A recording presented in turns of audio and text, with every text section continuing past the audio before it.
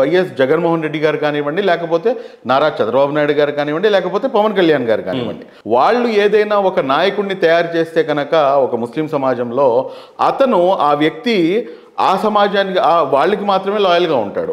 కానీ ఇక్కడ గమనించాల్సింది ఏమిటంటే ముస్లిం సమాజం కానీ లేకపోతే ఇర్రెస్పెక్టివ్ ఆఫ్ ఎనీ సమాజం, ఏదైనా ఒక సమాజం కనుక ఆ వ్యక్తిని లీడర్గా తయారు చేసుకుంటే కనుక వాడు ఆ సమాజానికి లాయల్గా ఉంటాడు. కాబట్టి ఇక్కడ ఖచ్చితంగా ఏంటంటే ముస్లిం సమాజంలో నుంచి గ్రౌండ్ లెవెల్ నుంచి లీడర్స్ అనేది తయారవ్వాల్సినటువంటి అవసరం ఉంది, రావాల్సినటువంటి అవసరం ఉంది. పవర్ పాలిటిక్స్ ప్లే చేయాలి. రాజకీయం చేత కదా పవర్ పాలిటిక్స్ లోని సరైన వేదికని రాజకీయం వాస్తవానికి ఏంటంటేనండి, అంటే నేను నెగటివ్ మోడ్ ఎవరి వరకు కాదు, స్టూడియోలో కూర్చున్న ముందుగా మీరున్న మిమ్మల్ని అడుగుతున్నా, ఒక లీడర్ గా అవతరించడానికి మీకు చేత కాదు. 100% అండి. దానికి సమయం, సందర్భం, కొన్ని అనుకూలతలు ఇవన్నీ కూడాను చూడాల్సినటువంటి అవసరం ఉంది.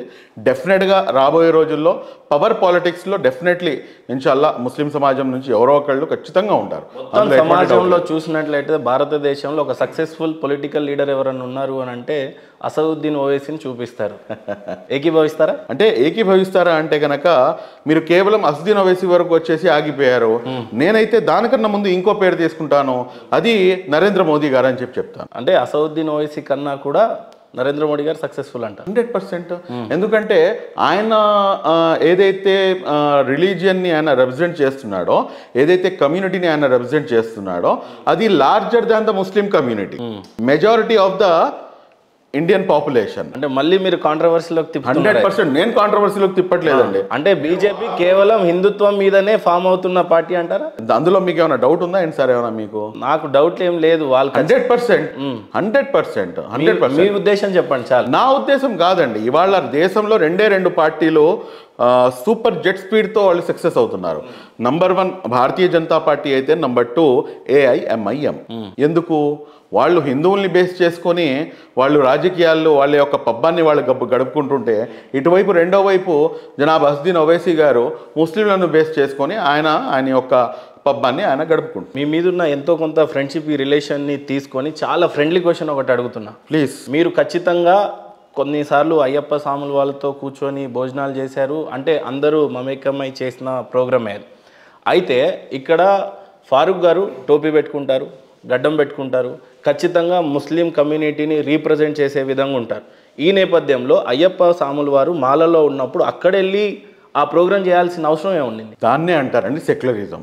మన కళ్ళు ఏంటంటే ఏదైతే సమాజం ఎటువైపుకైతే తీసుకెళ్తుంటుందో అందరూ, అంటే 100లో 99 మంది ఒకవైపు వెళ్ళిపోతే ఆ దారే కరెక్ట్ అనుకుంటారు. కానీ నేను అలాంటి వాడిని కాదు.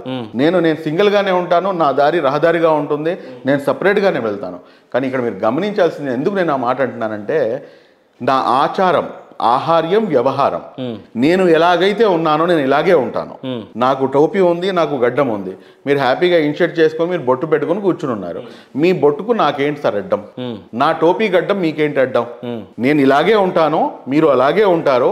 మీరు నన్ను గౌరవించాలి, నేను మిమ్మల్ని గౌరవించాలి. There ends the matter. నా టోపీ రాబోయే ఎన్నికల్లో ఒక హిందూ సోదరుడు ధరించి ఎన్నికలు అయిపోయిన తర్వాత నా మొత్తం సమాజాన్ని సటగోపం పెడతాడు.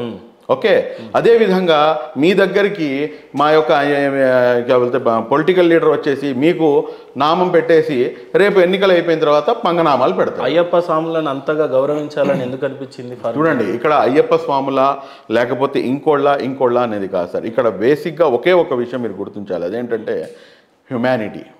Humanity comes first. అంటే ఓన్లీ స్వాములు ఎందుకు కనిపించారు? స్వాములు కాదండి, మీరు చూస్తే కనుక మేము దసరాలో కానివ్వండి, లేకపోతే సంక్రాంతికి కానివ్వండి, లేకపోతే అదేవిధంగా భవానీ దీక్షలు చేపట్టే వాళ్ళకి కానివ్వండి, అలాగే అయ్యప్ప భక్తులకు కానివ్వండి, అలాగా మనం ఒక పూట సద్ది కానీ భిక్ష కానీ ఏర్పాటు చేయడం, లేదంటే బటర్ మిల్క్ అనేది ఇచ్చేయడం.